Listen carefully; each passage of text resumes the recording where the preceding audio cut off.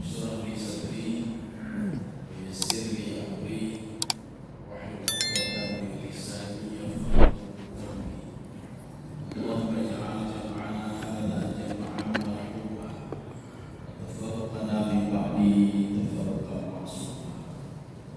Kaum muslimin dan muslimat sidang jamaah maghrib ila isya yang dirahmati Allah. Kita lanjutkan kajian tafsir surah Al-Qiyamah. Sudah sampai ayat yang ketiga. Jadi kita lihat ke belakang sedikit ya, munasabah kolerasi ayat. Jadi ayat sebelumnya cerita tentang sumpah Allah kalau hari kebangkitan itu ada. Makanya yang membedakan kita orang beriman dengan orang kafir, orang musyrik, orang munafik. Mereka yakin kepada hari kematian, tetapi tidak yakin hari kebangkitan. Karena secara logika dan masuk akal.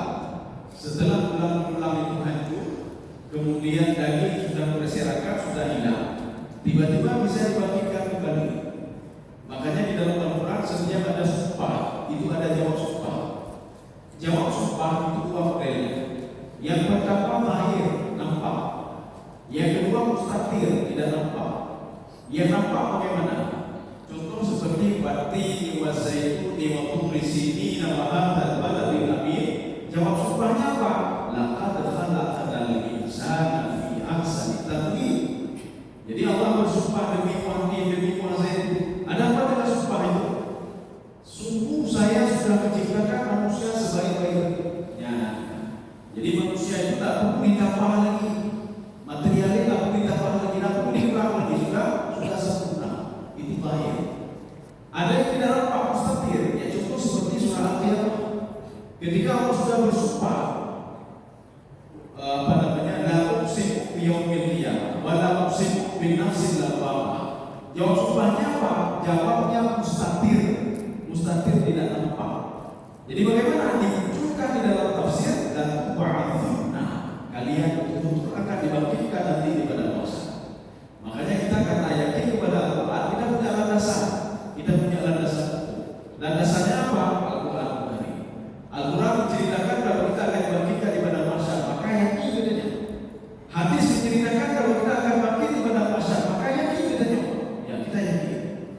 Sekarang kita lihat bagaimana pemikiran orang kafir terhadap hari kebangkitan. Ini ayat 3 sekarang. A'udzu billahi minasyaitonir rajim.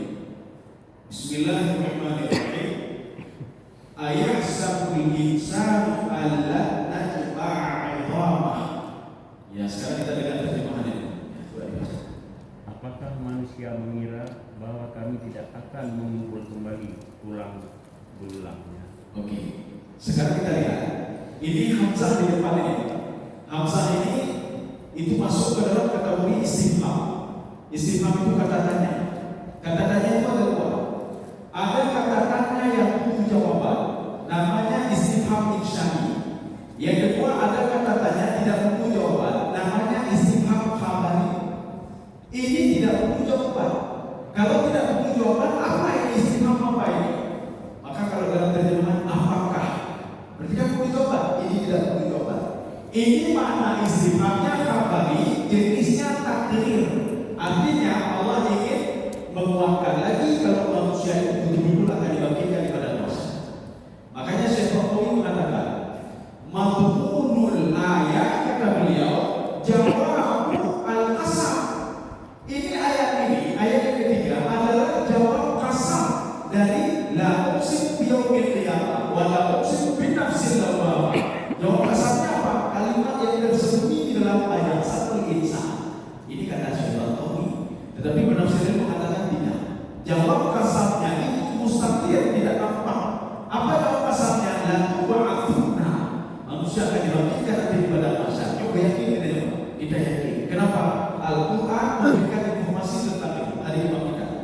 Kemudian hadis ini juga memberikan informasi tentang hari kebangkitan. Ini kita kembali kepada Hamzah. Hamzah ini namanya Hamzah istifham, jenisnya khabari. Jadi tidak butuh jawaban. Tidak butuh jawaban iya dan tidak. Ya. Biasanya kan ada butuh jawaban iya tidak. Kalau butuh jawaban iya dan tidak, namanya istifham insyai. Kalimat tanya yang butuh jawaban. ini tidak perlu jawaban. Ayat sabun insan, yaksa itu asal kalimatnya apa? Mengira-ngira. Kalau ditanya, kalau kita pergi dari sini kepada dari Medan kira-kira selamat tak kita? Berapa jam? Kira-kira sekian jam. Nah, kira-kira tidak pasti. Kira-kira kalau cepat sekali sekian jam. Kalau nggak ada ini apa-apa sekian jam. Ya, ini namanya ayat satu. Tetapi di dalam ayat tadi, ayat satu itu kerap kali ditafsirkan dengan za'ama yaz'umu. Apa itu za'ama? Kita menafsirkan ayat ini dengan ayat tadi. Za'ama alladziina kafaru an la yub'atsu. Mereka yakin betul tidak akan dibangkitkan di dalam mahsyar. Ini za'ama. Di dalam tafsir masuk, za'ama itu apa? Al-qawlu bil batil. Kalimat yang batil, yang tak jelas. Maka ini tak jelas. Tidak jelas alasannya kenapa tidak dibangkitkan. Hanya jelas. Mereka bilang, oh kan hanya yakin. Oh, yang penting hanya yakin. Ya, yang penting hanya yakin. Kalau di dalam tafsir saya diungkapkan, itu sama itu apa? Wala kitabin wala nurin wala huda. Mereka ngomong tidak sesuai dengan petunjuk, tidak sesuai dengan kitab, tidak sesuai dengan ini. Jadi hanya pamrih tebak-tebak saja. Seorang belum pernah pergi ke Jakarta, tetapi ketika ditanya nanti bagaimana? Nanti kita buat begini, itu namanya sama. Itu namanya hasra yang sama. Dia cuma menebak-nebak saja, ya, menebak-nebak saja. Maka sebagai penulis mengatakan ayat satu itu sama seperti ayat satu. Apa makna ayat satu? Al-qawlu bil batil, perkataan yang batil.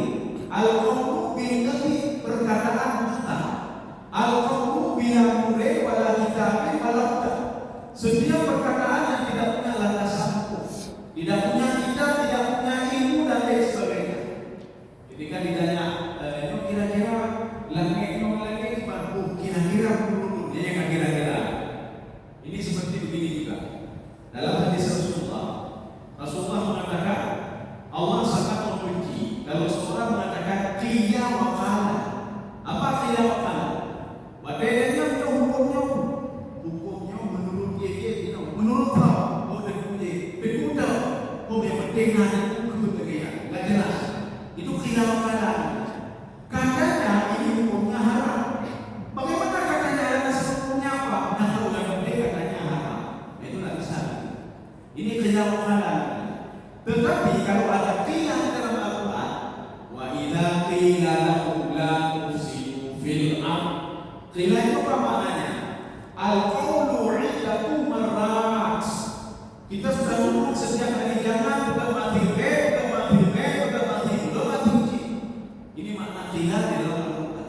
Tapi kalau qila di dalam hadis, qila wa qala, itu katanya begini. Tapi dalam Al-Quran kalau qila al-qawlu 'iddatu marrat. Kita sudah ngomong berapa kali sama orang munafik. Sudah mati sudah berapa kali. Itu kalau ada qila di dalam Al-Quran. Sekarang kita lanjut. Ayat sabul insan. Insan itu siapa sebenarnya? Apa beda insan, an-nas, al-insu, al-bashar? Di dalam kitab At-Tariq fil Bayan Al-Qur'ani, atau dalam kitab juga namanya Al-Fathu Al-Qur'aniyah, lafaz-lafaz Al-Qur'an. Itu tebalnya sebelah tafsir juga. Tetapi ada kaitan furuk sini juga tebalnya. Satu lagi kitab Al-Furuq Al-Qawiyah yang dikarang oleh Abi Hilal Al-Asy'ari. Apa kata beliau? Al-insan itu berbeda dengan an-nas. An-nas itu berbeda dengan al-insu. Al-insu juga berbeda dengan al-bashar. Al-insan itu lebih identik dengan hal-hal yang negatif. Al-insan. Maka ketika Allah mengatakan inna khalaqnal insana fi ahsani taqwim, itu manusia bejat itu saya ciptakan dia oleh Allah. Ini insan itu makna negatif. Manusia bejat itu, manusia tidak bersyukur itu, saya ciptakan dia sebaik itu. Tapi tidak pandai dia berterima kasih kepada. Ini kalau al-insan. Tetapi kalau an-nas itu manusia yang taat kepada Allah. Qul a'udzu birabbin nas, malikin nas, ilahin nas. Apa maknanya? Allah selalu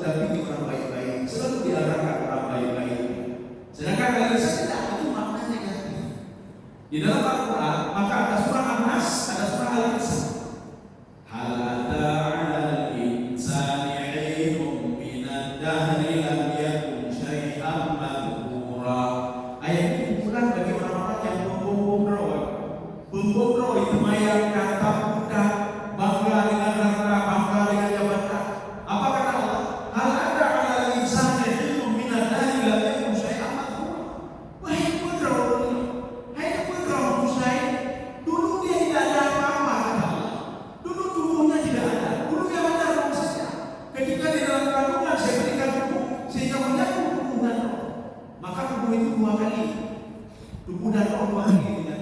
Ya, apa namanya, roh berpisah dua kali dan tubuh itu tiga kali menyatu dengan roh. Kapan berpisah? Ketika berada di alam roh satu, yang kedua ketika berada di alam barzah. Tubuh itu tiga kali menyatu. Kapan menyatu? Yang pertama di dalam kandungan menyatu dengan roh. Yang kedua ketika di dunia menyatu dengan roh. Yang ketiga ketika dibangkitkan kepada masa menyatu dengan roh. Roh dan tubuh itu menyatu. Ya. Kaum muslimin sekalian dirahmati Allah. Artinya Allah yang mengatakan, sehebat apapun manusia itu, seganteng apapun dia, sesehat apapun dia, dulu tubuhnya tidak ada. Yang ada cuma roh saja. Tidak hukum roh.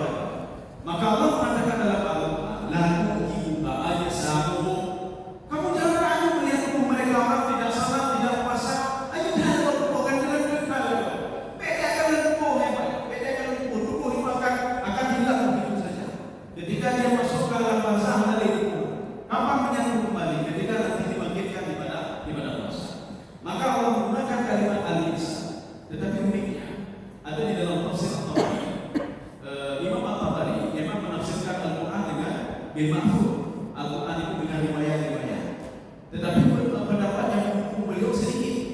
Banyak pendapat yang mendukung al-insan itu adalah makna negatif. Termasuk pakar tafsir bidang bahasa. Siapa itu? Imam Zamakhsyari. Imam Zamakhsyari, Ibnu Asyur.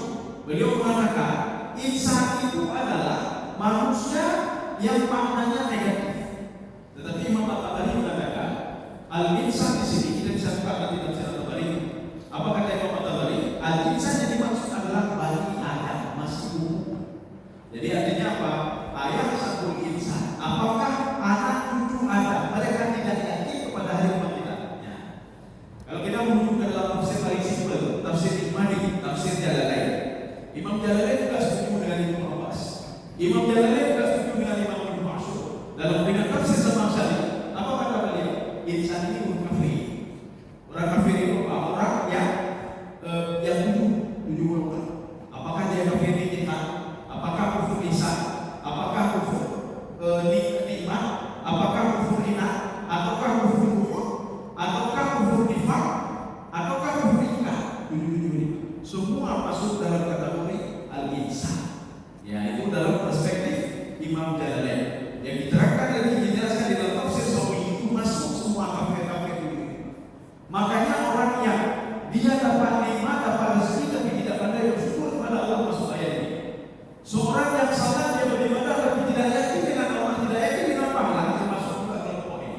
Ini kalau versi tafsir atau Allah najma'a illallah. Ya, coba ini ulang sedikit yang terakhir.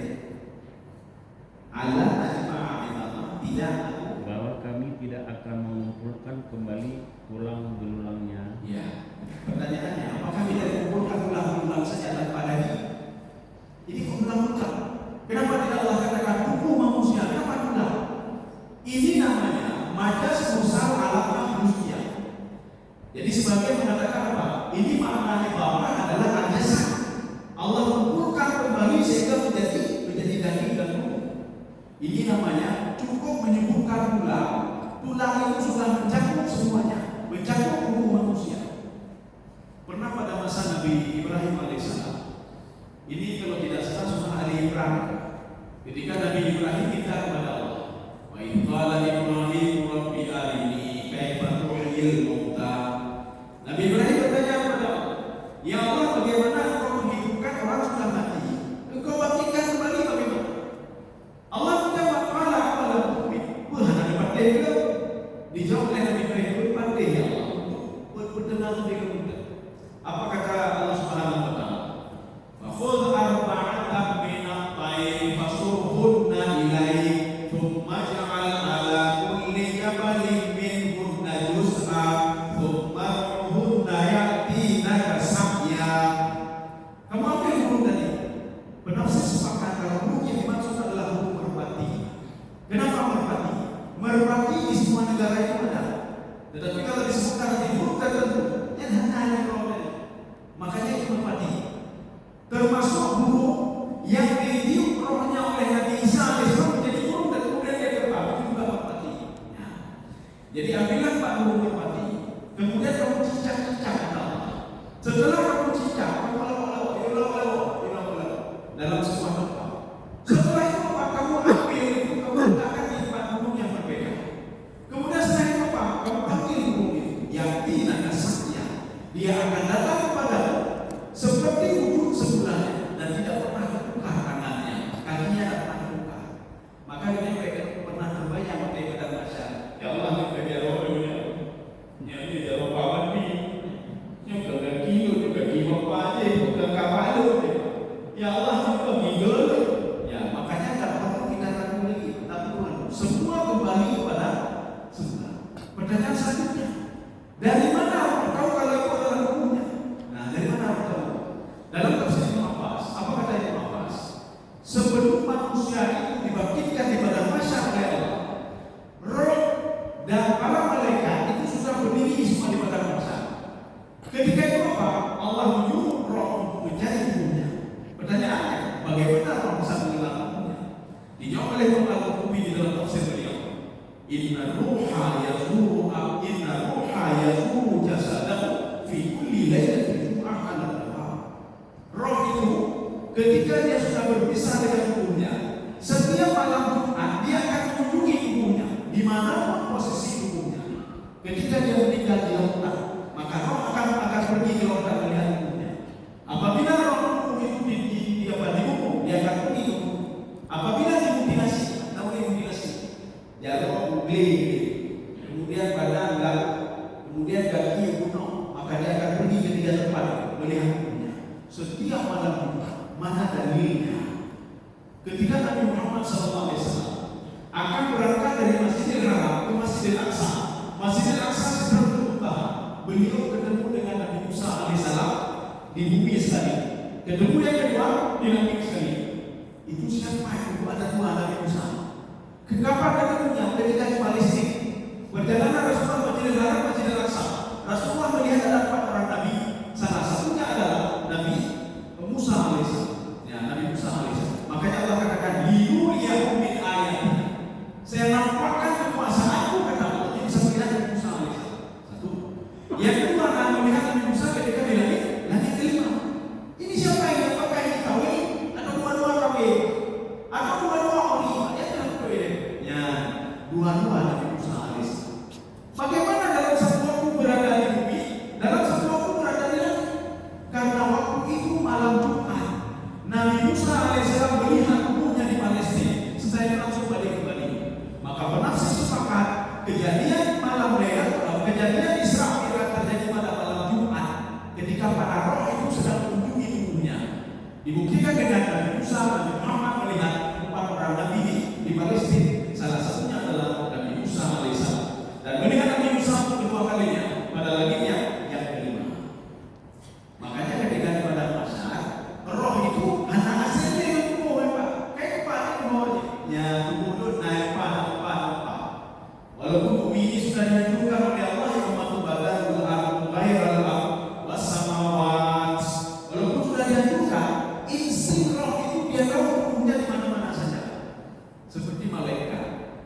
Bedanya malaikat bercampur nyawa. Apa kata malaikat? Saya lebih mengenal orang yang saya campur nyawa itu dibandingkan dia mengenal dirinya sendiri. Kenapa demikian? Karena malaikat bercampur nyawa, roh dalam satu riwayat 5 kali. Dalam satu riwayat 7 kali melihat orang yang akan dicampur nyawa. Orangnya ikan kali kita coba. Kamu ikan kali di bulan. Maka ketika Allah menunjuk campur nyawa dia, nyawa bulan, maka dia kali di mana posisi dia saya tak tahu. Kenapa? Karena selalu dia menghubungi orang. Menyambut aja firman berdua kadang-kadang baca. Mungkin firman nanti kadang-kadang. Baru kadang-kadang berdoa minggu nanti minggu baru benar. Dalam firman itu malaikat 57 kali kadang-kadang. Malaikat berdoa. Maka ketika Allah menyuruh malaikat mencabut nyawa kita, malaikat tidak asing lagi. Simulan aja yang boleh cabut nyawa. Maka roh itu ketika roh itu dia mencari tubuhnya, tidak asing lagi tubuhnya begini, yang tidak asing. Box ini saya kira ini makna idhamah. Idhamah walaupun disebutkan ulang, tetapi apa? Mencakup tubuh seluruhnya. Ini namanya majaz usaha alat mahjusnya. Contoh lain lagi. Di dalam surah Al-Hadid di situ disebutkan wa anzalnal hadida fihi ba'sun syadid. Saya turunkan dari langit bethau itu turun dari langit. Coba kita bayangkan saja. Bethau itu dari langit apa itu? Saya pernah mengikuti sebuah pengajian tentang buku banyak ada kajian tafsir. Dulu apa kata buku ini? Dulu katanya itu besar dari langit buku. Dan dia menawar asal hadid fihi ba'sun syadid. Yang kata kan besar itu dari langit. Kata beliau dulu besi dulu dari langit. Mana darinya? Dalam surah Al-Hadid kata beliau. Ini hanya itu dia besar dari langit. Itu ujung dia mana? Yang besar. Ini pemahaman yang keliru. Ini namanya majas mursal ala iktibar masaya. Maka itu besi sebenarnya bukan besi. Allah yang mengatakan begini. Yang sama seperti kita tanya sama ibu. Mak, berumah tangga, ibu akan menjawab saya masak nasi. Padahal bukan ibu dan bubur dan bubur dan bubur. Padahal bukan. Wajib bukan bubur. Ya tak boleh dan bubur. Karena begini prosesnya lama. Betul nah saya masak beras. Setelah berapa menit beras ini menjadi nasi. Karena kalimatnya panjang maka saya masak nasi. Hasilnya senjatanya. Karena bedanya sama aja seperti saya turunkan besi dari langit. Kan besar itu yang kemudian itu hujan. Saya turunkan hujan dari langit. Setelah itu di tanah terbentuk partikel besi. Manusia mengambil partikel itu dia olah menjadi besi. Maka Allah mengatakan saya turunkan besi dari langitnya. Maksudnya saya turunkan dan proses akan jadi besi. Besi akan dibuat pesawat dan lain sebagainya. Makanya kita teman-teman ada orang lagi ya Allah ngebut ya gani ngebut baik mau beri baik lagi apa punya kita mati ya Pak belum apa buni mati tak pernah berapa yang buni dua kami ya kalau kira kita tidak tahu betul lalu Al-Quran kalau mengatakan saya turunkan rezeki dari kami apa maksudnya itu lemah dari ini itu lemah dari ini bukan itu saya turunkan hujan dengan hujan itu apa tanaman tumbuh ada buah-buahan itulah rezeki kamu kalimat yang panjang tetapi Allah memendekkannya menjadi majas usaha Allah iktibar masa dari hujan itu akan jadi buah-buahan dari hujan itu akan jadi padi akan jadi beras dan itulah rezekimu kata Allah. Maka ketika kita berdoa kepada Allah urutnya Tuhan Allahumma ikana rizquna fis samai fa anzilhu wa ikana fil ardi fa akhrijhu. Itu apa maksudnya? Ya Allah menyuruh kita di langit betul bagi kita berwujud. Ya, gara-gara wujudnya tanaman-tanaman tumbuh dengan baik itulah rezeki saya. Ya. Makanya ada korelasi antara apabila dengan itu kan apabila ini keluarkan artinya apa dengan hujan tersebut keluarkan dari rezeki saya.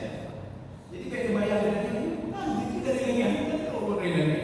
Benar kita berdoa dengan benar kita dengan cuma ada kejadian masa lalu pada Bani Israel langsung turun dari langit burung manna wasalwa. Jadi manna wasalwa itu apa? Manna itu mati. Dari langit itu salwa itu apa? Burung di bawah merpati sedikit. Dia turun berbondong-bondong dari langit turun ke bawah menjalankan lehernya Bani Israel di sebelahnya. Kecuali waktu itu saja. Oh, ini sekali ajaran. Kita lanjut.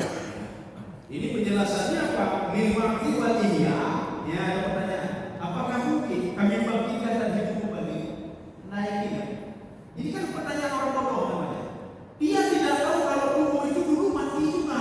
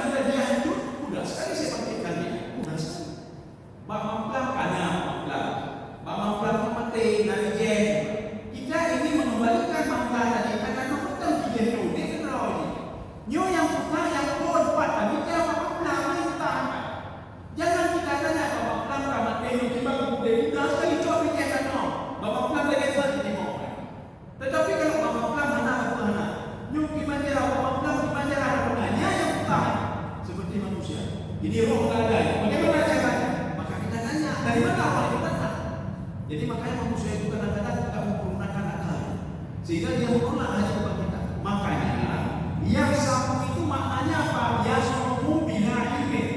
Mereka mengira-ngira tanpa menggunakan ilmunya, tanpa petunjuk, wala huda, wala kitab, dan tidak ada kitab apapun yang mendukung perkataan mereka.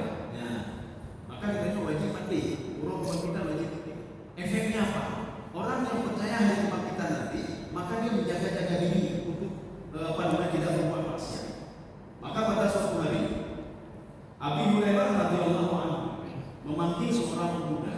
Apa kata Abi Hurairah? Kamu tahu nggak takwa itu apa? Ya, kamu tahu takwa itu? Pemuda tadi mengatakan tidak tahu saya tahu. Begini gambarannya. Jadi kata Abi Hurairah, kamu berada di sebuah tempat yang tempat itu banyak durinya. Apa yang kamu lakukan? Pemuda tadi menjawab dengan spontan, saya akan menjaga diri saya supaya tidak kena duri. Itulah takwa kata Abi Hurairah. Makanya kamu hidup di dunia, jagalah dirimu supaya tidak terjerumus ke dalam duri. Itulah hidup di dunia. Maka orang yang menjaga dirinya itulah orang bertakwa. Dia kalau berusaha mana, berusaha hidup, jaga diri, dia menjaga diri. Itulah orang bertakwa.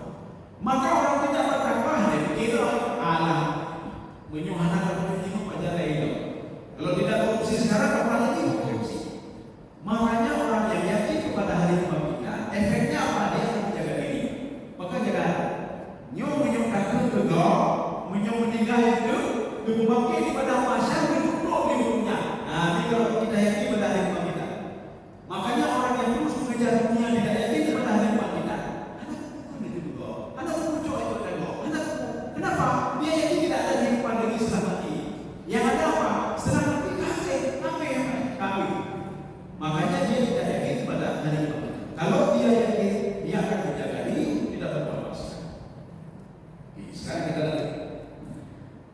Bala kadirina ala an tusawwiya banana. Kita bagi dua komponen ayat ini. Kelompok pertama, bala kadiri. Ya, coba dibaca. Bahkan kami mampu menyusun kembali jari jemarinya dengan sempurna. Ya, ini sudah banyak sekali, sudah banyak. Kita pokok bala kadirina. Kami sanggup apa? Kita mengutip sekali, kita tak pernah mengambil dari pakar nahu. Ada si Bawai namanya. Dia seorang pakar nahu. Walaupun beliau pakar nahu, beliau memberikan gambaran terhadap ayatnya apa? Bala kadirina an-najma'ah. Ya, ini ada kalimat yang khusus ada beliau. Bala an-najma'ah kadirina kata beliau. Kami sanggup mengumpulkannya kembali. Sekarang kita lihat kalimat bala. Balanya kedua bala kata. Tolak bala itu bala menggunakan alif dan hamzah. Bala ini apa? Bala di dalam kajian tafsir itu maknanya isbatun ba'da nafyi. Mengisbatkan sesuatu setelah nafi. Apa makna setelah nafi? Setelah orang kafir tidak yakin kepada hari kiamat, dijawab oleh Allah, bala. Apa makna bala?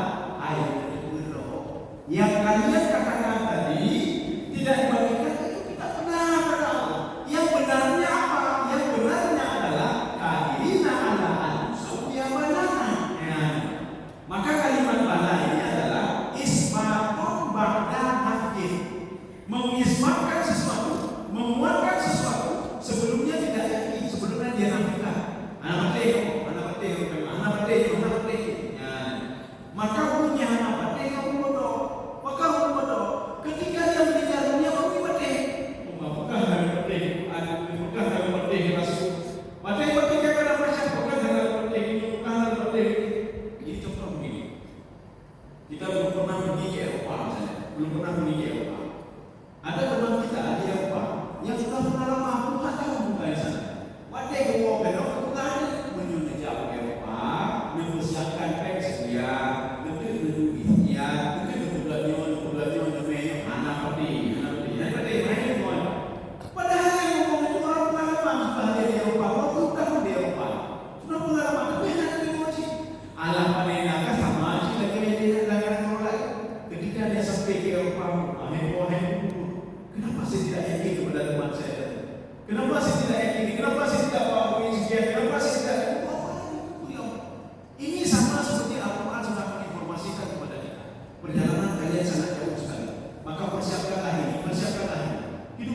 dunia saja. Kalian akan melalui latar kabun atau bahkan akan melalui kehidupan setelah kehidupan dengan nikmat yang berbeda-beda. Kehidupan roh nikmatnya berbeda. Maka ketika di alam roh itu terpikir nikmat apa? Kami bisa bebas, kami bisa hidup bahagia. Tetapi ketika masuk ke dalam kandungan, kebahagiaan itu sudah beda lagi. Kebahagiaan itu menyatu dengan roh, banyak dengan bahagia. Yang bikin roh anak, ini kepada kehidupan di dalam kandungan. Di dalam kandungan, bayi itu berpikir, kalau seandainya kami punya uang dari placenta, maka kami akan kenyang makan makanan, bukan dua buah dalam. Karena bayi itu asumsi makanan itu dari mana mengkonsumsinya? Dari perutnya yang bertemu dengan ibunya. Dia akan terbayang kalau punya dua dari pusat ini, belum akan hebat ini. Bukan itu. Kalau saya punya 3 dari pusat, saya akan hebat. Itu adalah lahir dunia akan saya beli dari pusat yang lebih banyak lagi. Kenapa? Untuk supaya asumsinya lebih banyak asumsi. Waktu lahir dunia, kalau pusat anak boleh bayang kok. Kehidupan dia sudah terpikir lain. Ya kamu doa. Lah kandungan hanya ini doa. Lah kandungan hanya ini doa. Ini gimana dia? Hanya ini dalam kandungan. Yang ini bermakna apa itu? Bagaimana cara konsumsi makanan yang banyak? Ya. Yang ini bagaimana cara lahir dunianya ini? Tapi ketika dunia, kalau kalau nak boleh kalau hidup macam orang lupa, apa boleh lupa? Saya lebih hidup dari negara, hidup lebih lebih makanya tercopet benang dalam saja dari kilang. Ketika di alam barzakh, anak muda kilang boleh mah, anak Islam ni nak. Tapi di alam barzakh boleh orang buah. Anak Islam boleh mah sudah berbeda lagi. Nikmatnya sudah berbeda lagi. Nyoto benar apa ni alam barzakh? Mereka tu hati punya nama mereka. Ya. Anak muda akan berbeda tadi. Surat makan berapa rukun kerja berbeda. Waktu kita masuk ke alam barzakh, kerja berbeda. Wajib ini maknanya berbeda lagi. Kita tak butuh mobil, kita tak butuh ini, tak butuh itu. Lain lagi kebutuhannya. Maka ketika berada di alam barzakh, maka ada seorang pemuda. Ini ada dalam kitab Al-Wafa' yang Malik.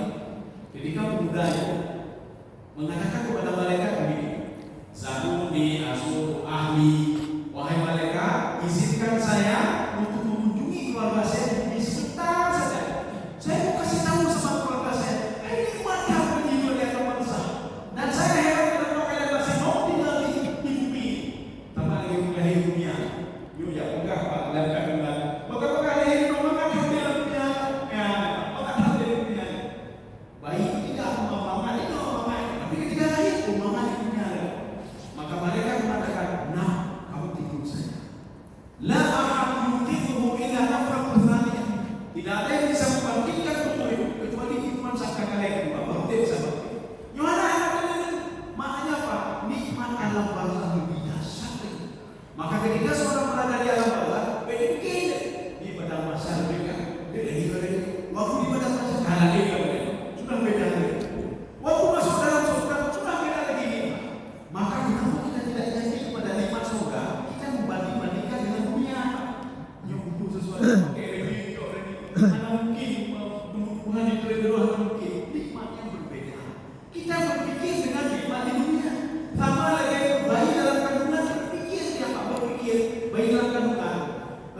Dari itu dalam dunia di mana kita tengok, kalau dalam tengok yang ke waktu lahir kepada lahir dunia, ada pikir karena nikmat sudah berbeda.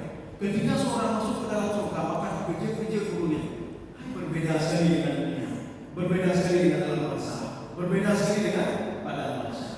Maka dalam kitab Riyadhus Shalihin, Rasulullah mengatakan begini, rahmat Allah itu ada 100. Rahmat Allah penuh, rahmat. Kebaikan seorang kepada orang lain, seorang dapat ini, seorang diberikan kekayaan, diberikan jabatan, itu rahmat Allah 100. Tetapi di dunia ini baru diberikan 1 oleh Allah. 99 lagi nanti diberikan di alam barzakh. 99 lagi selanjutnya diberikan pada mahsyar. Dan disempurnakan oleh Allah. Yauma yurfa ashabi. Maka akan Allah memenuhi janji Allah nanti ketika masuk ke dalam surga. Nyaman betul-betul. Kemarahan Allah betul. Di dunia ini baju, alam barzakh, di padang mahsyar disempurnakan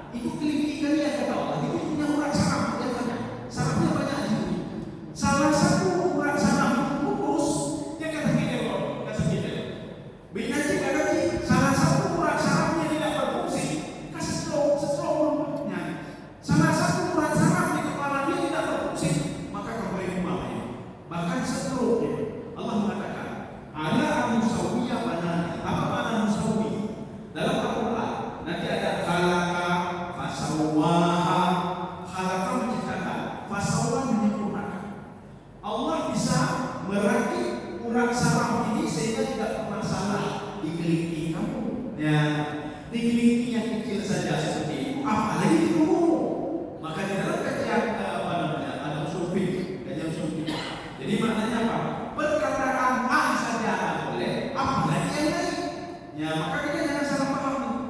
Dia namun ini percaya, jangan katakan orang tua berarti simpati. Yang nanti kamu. Pada kena cerita simpatnya anak pergi simpat uji. Oh, dia benar uji. Saya tak boleh. Boleh. Maka di dalam kajian usul saja jangan, apalagi yang lainnya.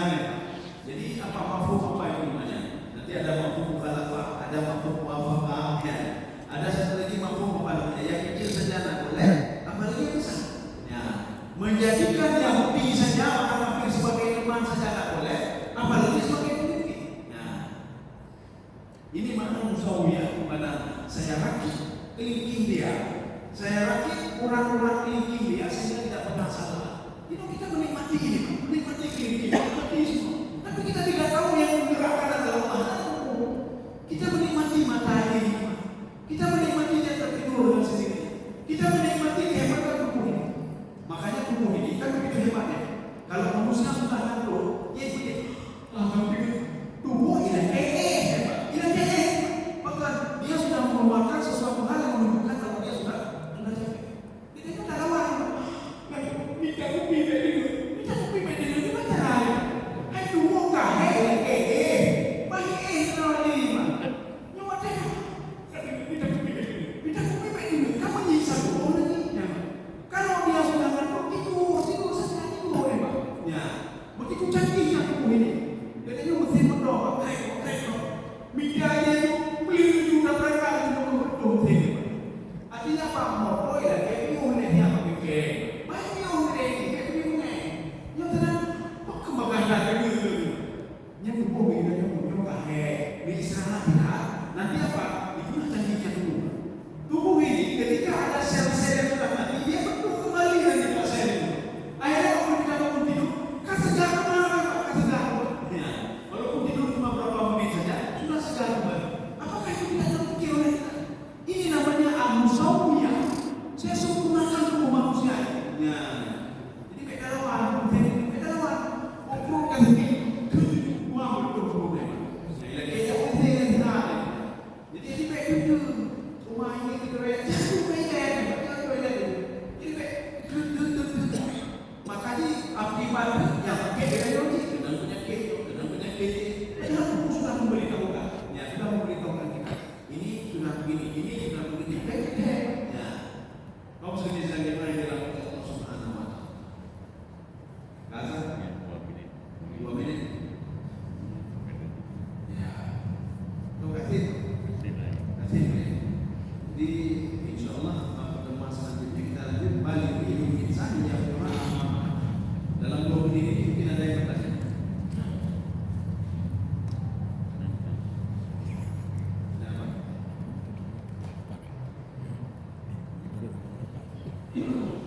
Ada yang bertanya? Singkat saja. Mana?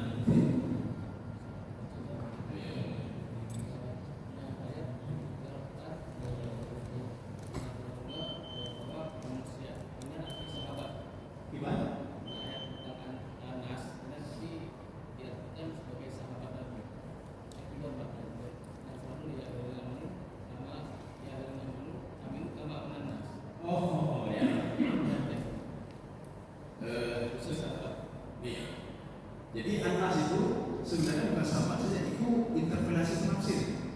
Jadi ada mengatakan seperti sahabat-sahabat yang mereka itu mereka berbuat taat kepada Allah. Anas itu taat. Kenapa dinisbahkan sahabat? Karena orang munafik itu ketika itu hidup pada masa Rasulullah. Jadi artinya apa? Ikutilah mereka yang taat, yang baik-baik. Ya. Makanya nanti disebutkan dalam Al-Quran kama aman.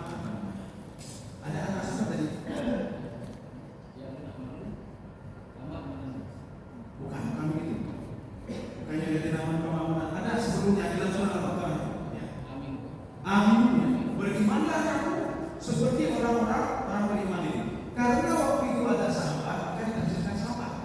Tetapi kalau ayat itu yang baca kita sekarang, sahabat tidak ada lagi. Ikutilah orang-orang yang taat kepada Allah Subhanahu Wa Taala. Ya, itu beda. Jadi maknanya Pak bisa bermakna sahabat. Yang jelas Anas itu makna positif. Sedangkan al-insan itu makna negatif. Ya, negatif. Makna negatif. Maka kalau kita baca Hujan itu bahasa Arabnya apa? Mafarun. Hujan bahasa Arabnya apa? Ma'un. Hujan bahasa Arabnya aifun. Hujan bahasa Arabnya wabiun. Pada dalam Al-Quran. Cuma bedanya yang ketika turun nazal matar, mandu matar apa? Hujan badai di Makkah, hujan badai di Makkah, hujan dekat di Makkah. Padahal matarun itu adalah hujan badai. Kalau disebutkan dalam Al-Quran itu matarun hujan badai. Kalau disebutkan ghaizun itu hujan rahmat. Disebutkan ma'un hujan rahmat. Disebutkan wabilu fatal. Wabil itu apa? Hujan yang deras. Itu sebuah perumpamaan. Amal orang-orang kafir yang bersedekah itu seperti tanah di atas batu besar. Ketika itu apa? Turunlah wabilun fatal. Ada hujan deras, tanah itu hilang semuanya. Maknanya apa? Mereka kalau berbuat kebaikan sia-sia saja. Ya, ini kalau orang kafir berbuat kebaikan. Ya, jadi ada insan dan anas. Itu innas itu bisa